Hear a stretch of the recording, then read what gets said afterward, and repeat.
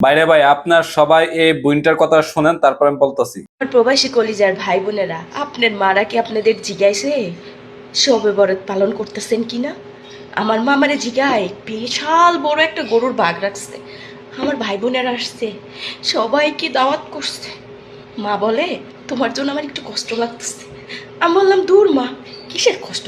তোমরা তো সামান্য একটা গরুর বাঘ দিছো, আমার মালিকে বিশাল বড় একটা উট নিয়ে আসছে, সাথে দুম্বা নিয়ে আসছে, গরুর মাংসও নিয়ে আসছে।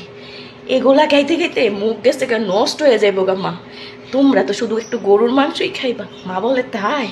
আমি কি হ মা, অনেক কিছু, কিন্তু বিশ্বাস করেন কালকে রাতের 7টায় কাজ ধরছিলাম, সকাল 5:30 বেজে গেছে এগুলা গুছাইতে গুছাইতে।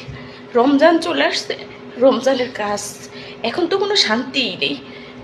হাতগুলা না, এই হাতগুলা কত সুন্দর লাগে দেখতে ভিডিওর মধ্যে, বিশ্বাস করেন এই হাতগুলো না ছেলে মানুষের মতো কর পড়ে গেছে গা।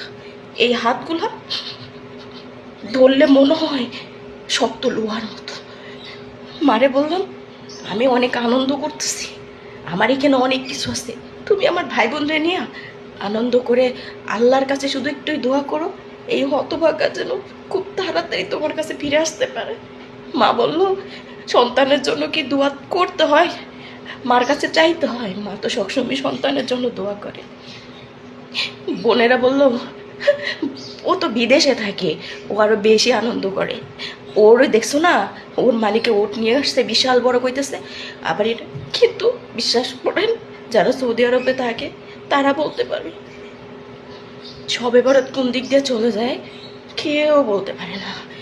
সারাদিন কাজ করার পরে যদি আল্লাহ তৌফিক একটু নামাজটা রাখে সেদিন হয়তো রবের কাছে বলি প্রবাসীদের শুধু বানাইছো অন্যদেরকে ভালো রাখার জন্য, তাই এই কপালে যা লেখছো তোমার কাছে লাখ লাখ শুকরিয়া আদায় করি, কেন তুমি যা করো ভালোর জন্যই করো।